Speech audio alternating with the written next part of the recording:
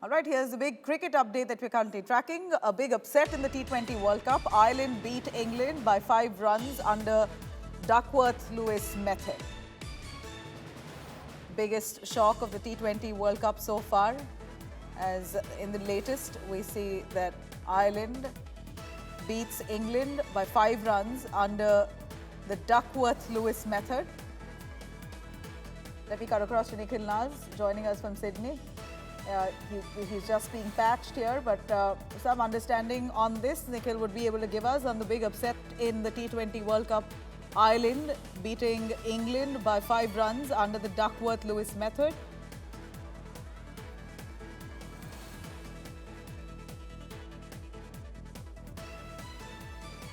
Let me cut across to Nikhil Naz for more on that. Nikhil, a quick word from you. Do explain to us what's happened while T20 World Cup, Ireland beating England by 5 runs under this Duckworth-Lewis method. Elaborate for us.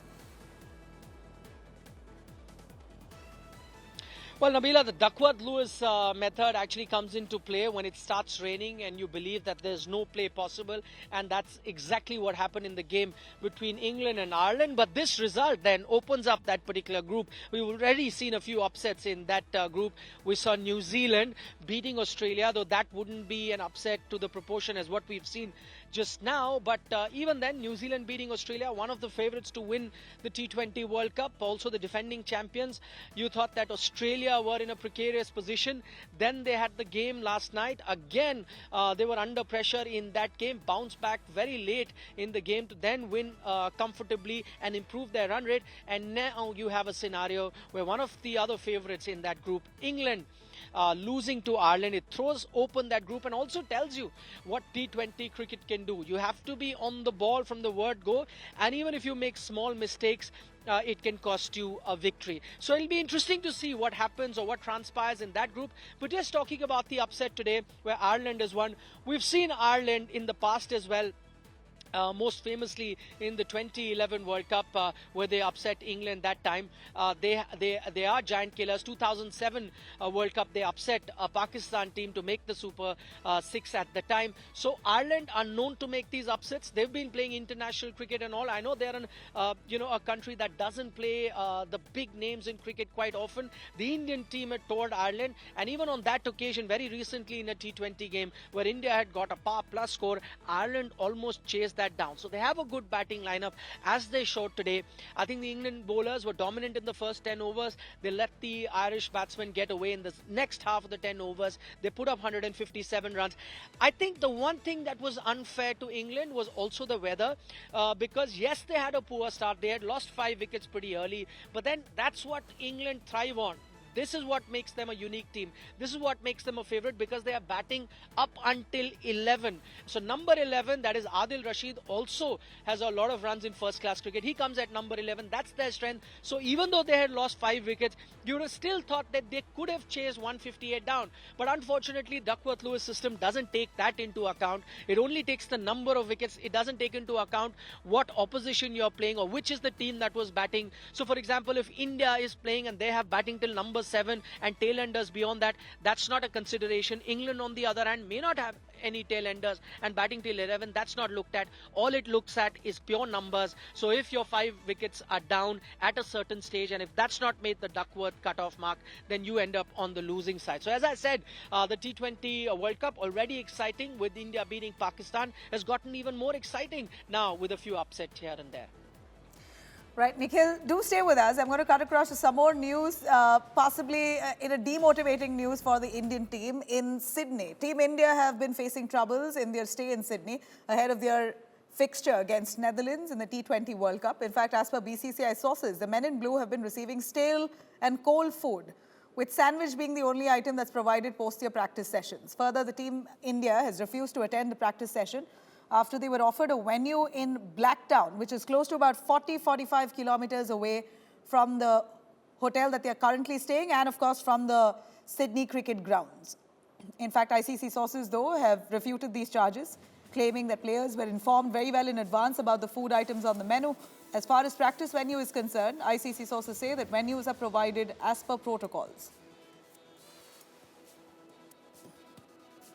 Nikhil, on that, Nikhil, give us a fact. What's really the truth? ICC says that this is false information. They were very well given an idea on what's on the menu to eat, so this was no surprise for them. One, two, on their hotel being at least 45 kilometers away from the Sydney cricket grounds. That's just torturous to be going in and out for their practice sessions all the way. Tell us a little more. What's the real truth there?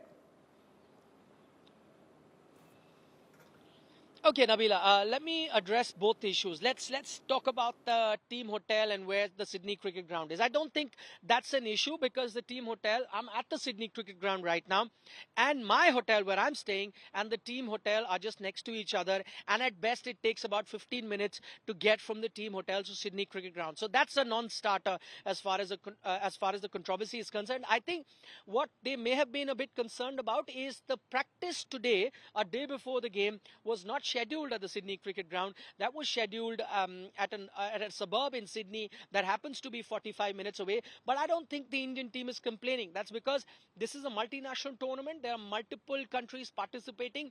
And as we speak in Sydney, there are 5 teams because there'll be many matches. Even when India play their game against Netherlands tomorrow, you'll also have a scene where Bangladesh will be playing South Africa earlier. So multiple teams are practicing at the Sydney cricket ground, which is right behind me. There's only one practice facility. So what the ICC does is allot teams by rotation which day where they get to practice. So on a given day, all 4 or 5 teams present in a city cannot be practicing at the Sydney cricket ground. So by the luck of draw, India got a chance to practice at the Sydney cricket ground yesterday, 2 days before the game. That's why they came out in full numbers, practiced here. And that's when the food controversy also happened. A day before the game, for example, Bangladesh were practicing here today. They may have been scheduled to practice at the suburb yesterday. They may have chosen not to go there and practice only today. So I don't think the Indian team is complaining about the distance. That's exactly what happens. And I think it's the same for all teams because you've got so many teams and you have to fit them into various practice facilities. Anyway, the Indian team had decided not to practice today, maybe because the practice facility was far off. Nothing that the Indian team is complaining. Let's get to the food issue now, and what the ICC, and I think there are two sides to this story. ICC made it very clear the food menu for what is to be served 2 days before the game was made available to the Indian team well in advance. There's a player's handbook. You can take a look at each day, what time are you practicing and which venue are you practicing and what food would be made available to them. Had the Indian team objected to the food that was being made available at the time, maybe the ICC or the local organizing committee may have looked at that and then tried to rectify that. On the other hand, they also mentioned that the food that was made available was the same for all teams. Thirdly, in terms of what the protocol is, it is the local organizing committee that organizes. But I think there's a difference of culture as well that we need to look at. If you travel to anywhere in Europe, in Australia, it's pretty common to have cold sandwiches and falafel and fresh fruit for lunch. We in India may not be used to it. We're used to a hot meal, and maybe the ICC or the organizing committee could have been a bit more sensitive to that and have understood the demands of the local team. As I said, both parties could be faulted for not having the right kind of food that they may have been looking at. But as I said, two sides to the story. The ICC has also said that we haven't yet received a written complaint from the BCCI. What we're getting to hear is that the team is unhappy via sources. So the ICC says once we get a written complaint, we'll also look at this matter more deeply. Take it up. Yeah. All right, Nikhil, thank you very much for clarifying on that. Of course, it was quite upsetting to hear that Team India was not being treated the way they should have been. But that's a perspective Nikhil Nas gives on what's said and what's reality.